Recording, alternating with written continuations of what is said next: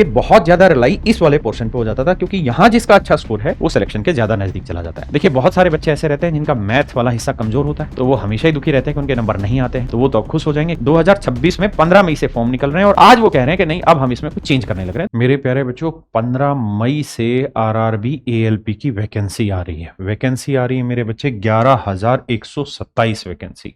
Basic पे आपको पता है 18 से 30 साल आयु के बच्चे फॉर्म भर सकते हैं और कैटेगरी वाइज रिबेट भी है इसमें, और 15 मई से इसके एप्लीकेशन फॉर्म आ रहे हैं।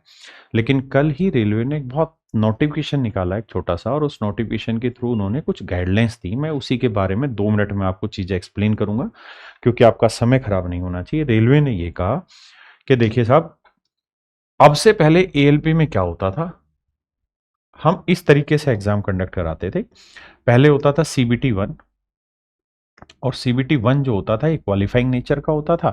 चीजें पूछी जाती थी, मैथ पूछा जाता था, रीजनिंग पूछी जाती थी, जीके जीएस पूछी जाती। ठीक है जी।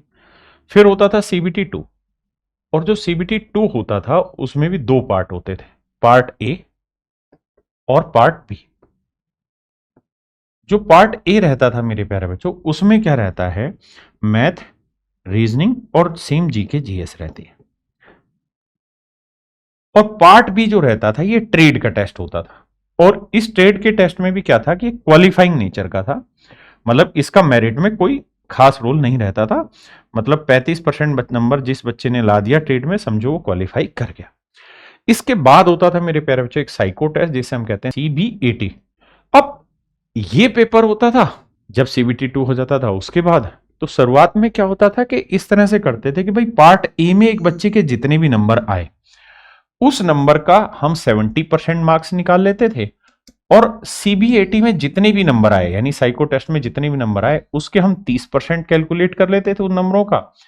तो ये हमारी फाइनल मेरिट लिस्ट बनती थी और इसी के आधार पर हम सिलेक्शन देते थे बच्चों को। अब इन्होंने एक नया सर्कुलर निकाल के कल ये बोला है कि देखिए इस तरीके से क्या होता था कि बहुत ज्यादा रिलाई इस वाले पोर्शन पे हो जाता था क्योंकि यहां जिसका अच्छा स्कोर है वो सिलेक्शन के ज्यादा नजदीक चला जाता है। जबकि रेलवे ने इस बात को सही रूप से समझा कि जरूरत जो है ना, वो एएलपी वाले स्टूडेंट को, असिस्टेंट लोको पायलट को, जो जरूरत है वो है बहुत स्मार्ट समझ की, बहुत अच्छी चीजों की, बहुत अच्छे अच्छे एप्टीट्यूड की, डिसीजन मेकिंग की, क्विक माइंडसेट की जरूरत है। तो अब इन्होंने कहा कि नहीं भाई, हम यहां से जो रिलाई हो रखा था, बच्चों का डिपेंडेंस यहां पे था, उसको खत्म करते हैं और यहां से हम केवल 85% नंबर लेंगे, और जो यहां साइको टेस्ट में उसके नंबर आते थे अब इसकी वेटेज बढ़ा दिए 50% हो गई है। अब बच्चों को इसमें क्या फायदा और क्या नुकसान है? देखिए बहुत सारे बच्चे ऐसे रहते हैं जिनका मैथ वाला हिस्सा कमजोर होता है, तो वो हमेशा ही दुखी रहते हैं कि उनके नंबर नहीं आते हैं। तो वो तो अब खुश हो जाएंगे क्योंकि उनके मैथ में नंबर कम भी हुए, जीके जीएस में कम भी हुए, तो यहां से 85% काउंट होना है। और उनका साइको वाला पार्ट बहुत ब्रिलियंट होता है, तो साइको में पूरे नंबर जोड़ रहे हैं, यानी 50% वेटेज बढ़ गया।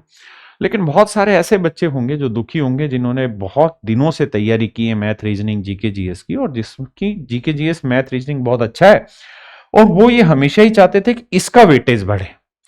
अब गलती क्या है की है रेलवे ने कि ये नोटिफिकेशन जब निकाला है तो एक समझदारी का तरीका ये होना चाहिए कि आप 2 साल पहले ही निकाल दें कि भाई हम फला 2028 से ये काम करने जा रहे हैं। जैसे अगर अभी आपने देखा होगा तो प्राइवेट कंपनियों के साथ यही सरकार बहुत सुंदर रवैया अपनाती है। मतलब 2023 में ही इन लोगों ने कह दिया था कि हम 2028 के बाद हिंदुस्तान में डीजल की गाड़ियों पर बैन लगा देंगे, डीजल की गाड़ियां नहीं बनेंगी। मतलब 2023 में ही आप बता के कि 2028 में हम ऐसा कर रहे हैं। लेकिन रेलवे क्या कर रहा है, 2026 में 15 मई से फॉर्म निकल रहे हैं और आज वो कह रहे हैं कि नहीं, अब हम इसमें कुछ चेंज करने लग रहे हैं। तो उस लिहाज से गलत है, लेकिन फिर भी हमें बदलाव का स्वागत करना चाहिए और उसमें हमें कोई आपत्ति नहीं होनी चाहिए। हमें एटलीस्ट पेपर तो ये भी देना था, ये भी देना था।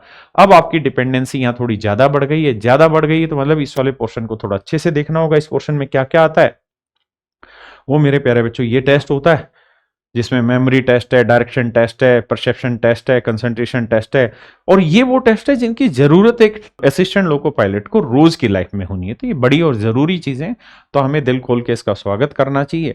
इसमें ऐसा नहीं है कि हर चीज में कमी ढूंढते रहे ना, जिंदगी भर कमी ढूंढते रह जाएंगे। तो मेरे प्यारे बच्चों, इतना सा बदलाव हुआ है। बात यह है कि जो बच्चे इस समय तैयारी कर रहे हैं, क्या उनके लिए बहुत बड़ा बदलाव है? नहीं, आप जैसे तैयारी कर रहे हैं वैसे ही तैयारी करते रहिए। ऐसा कोई बच्चा नहीं था जो साइको के लिए मेहनत नहीं करता था, वो साइको के लिए भी मेहनत करता था, और इन पोर्शन के लिए मेहनत करता था।